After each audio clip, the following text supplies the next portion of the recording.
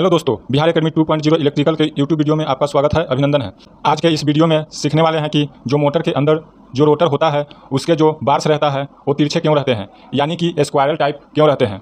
Basically तिरछे बार होने के पीछे बहुत बड़ा रीज़न है। इस रीज़न के बारे में हम लोग इस वीडियो में पूरे डिटेल से जानने वाले हैं, तो वीडियो को अंत तक जरूर देखिएगा। यदि वीडियो पसंद आए तो लाइक और चैनल को सब्सक्राइब अवश्य कर दीजिएगा।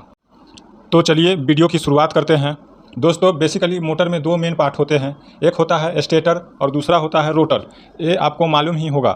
स्टेटर यानी ए वाला हिस्सा, जिसको हम लोग स्टेटर बोलते हैं, इसमें भी ऐसे स्लॉट बने रहते हैं, यानी बार्स बने रहते हैं। ओके, इसी स्लॉट के अंदर वाइंडिंग किया जाता है और आप देख सकते हैं कि कॉपर से ऐसे वाइंडिंग की गई है।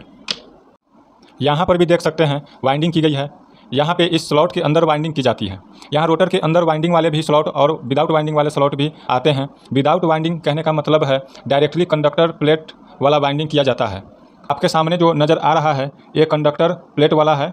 यहाँ पे आप देख सकते हैं तिरछे हैं, वो कंडक्टिव प्लेट्स लगे होते हैं। यहाँ आपको कोई वाइंडिंग नज़र नहीं आ रही है, लेकिन ये कंडक्टिव प्लेट्स हैं। मैं सबसे पहले आपको रोटर के पार्ट्स के बारे में बता देता हूँ, उसके बाद इसके प्रकार के बारे में जानेंगे। इसके हिस्से की बात करूँ तो रोटर के अंदर सबसे पहले आता है ए होता है, उसको बोलते हैं कंडक्टर्स। मैं आपको यहाँ बताया था कि ये जो तिरछे दिखाई दे रहे हैं ए प्लेट को बोलते हैं कंडक्टर। कंडक्टर के इंड साइड को एक दूसरे के साथ में शॉर्ट रिंग के द्वारा जोड़ा जाता है, जिसे शॉर्ट रिंग बोला जाता है। फिर यहाँ पर आ जाता है बियरिंग, जो शाफ्ट को प्रॉपरली मूव करने का काम करता है। बेसिकली जो इतने पार्ट्स होते हैं वो रोटर के पार्ट्स होते हैं। आप यहाँ देख सकते हैं कि रोटर दो प्रकार की है। देख सकते हैं यहाँ कॉपर वायर से वाइंडिंग की गई है। बी वाले में देख सकते हैं कि वाइंडिंग नहीं की गई है। इसमें कंडक्टर्स के प्लेट लगे रहते हैं जो सील्ड रहते हैं।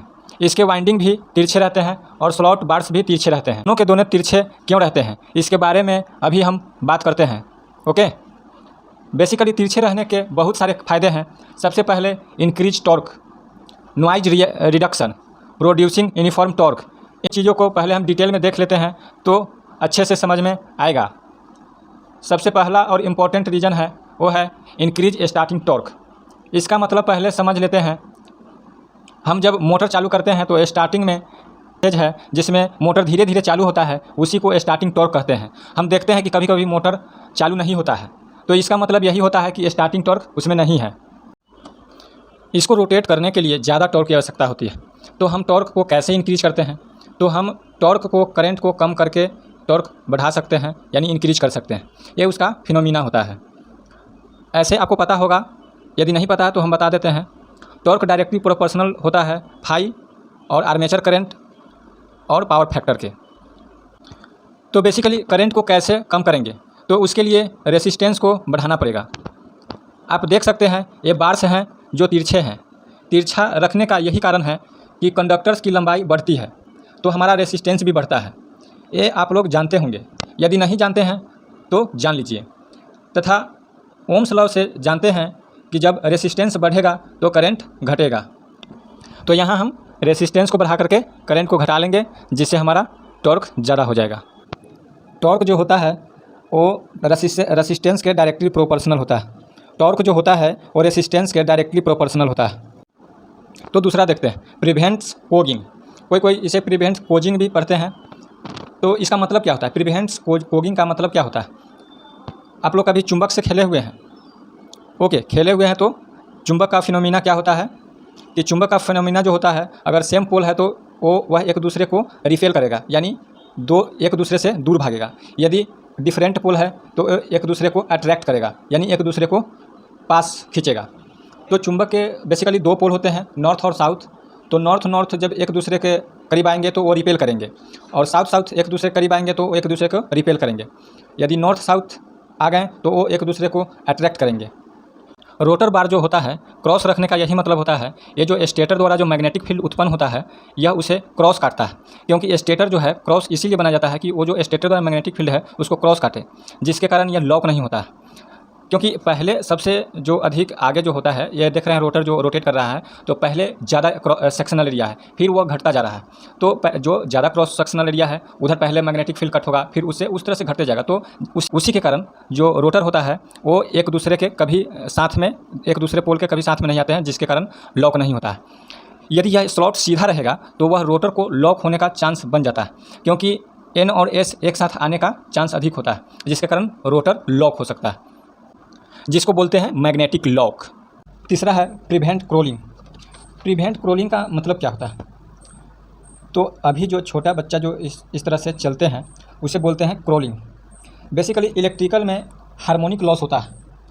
बेसिकली होता क्या है कि जब भी करंट को फॉलो कराया जाता है तो उसमें हार्मोनिक लॉसेस होती है। उसकी वजह से जो मोटर की स्पीड होती है वह कम हो जाती है।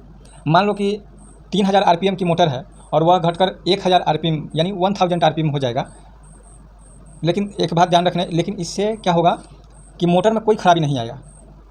देखिएगा सब कुछ ठीक है, उसके बावजूद भी देखिएगा सब कुछ ठीक है, उसके बावजूद ऐसे स्लो क्यों घूम रहा है? इसका रीज़न यही है कि हार्मोनिक लॉस को कम करने के लिए ही हम लोग स्लॉट बार को तिरछे रखते हैं। तो हमें यह तीसरा कारण पता चल गया कि हम लोग मोटर के स्लॉट को तिरछा क्यों रखते हैं। तो अगला है यूज मैग्नेटिक हम एंड नॉइज रिडक्शन। ये बहुत ही इम्पोर्टेंट पॉइंट है। कभी क्या होता है, जब भी हम लोग मोटर को सप्लाई देते हैं तो उसके अंदर फ्रिक्वेंसी आती है। फ्रिक्वेंसी की वजह से क्या होता है कि इसमें मैग्नेटिक हमिंग चालू हो जाता है। यहाँ पे मैग्नेटिक हमिंग का मतलब होता है साउंड आना। उसमें साउंड आने लगता है, साथ ही साथ कुछ वाइब्रेशन भी आते हैं। उसके कारण हमारी जो मोटर है आवाज़ करने लगती है। इसको कम करने के लिए हम रोटर के स्लॉट को तिरछा रखते हैं। ये जब तिरछा रहेगी तो वहाँ हमिंग साउंड कट ऑफ हो जाता है। जब हमिंग नहीं होगा तो वाइब्रेशन भी नहीं होगा। जब वाइब्रेशन नहीं होगा तो आवाज़ भी नहीं आएगा। मैंने जो बताया है कि रोटर का जो स्लॉट होता है उसे क्रॉस रखने के इतने सारे फ़ायदे हैं। तो फ़ायदे को वापस से देख लेते हैं। Increase starting torque. दूसरा है noise reduction. Third number two produce uniform torque. चौथा है प्रेजेंट गॉगिंग या cogging. Present crawling eliminate any type of harmonic use the magnetic pulling better voltage form cross. ये क्या होता है बेटर वोल्टेज फॉर्म में कि यह जो है वोल्टेज को निरंतर बनाए रखता है। मतलब रोटर और स्टेटर के बीच में जो है वो वोल्टेज को निरंतर बनाए रखता है। तो वीडियो को यहीं पे ख़त्म करते हैं। यदि वीडियो अच्छा लगा हो तो लाइक कर दीजिए, शेयर कर दीजिए और आगे के वीडियो के लिए चैनल को सब्सक्राइब कर लीजिए। तो चलते हैं। Thank you so much.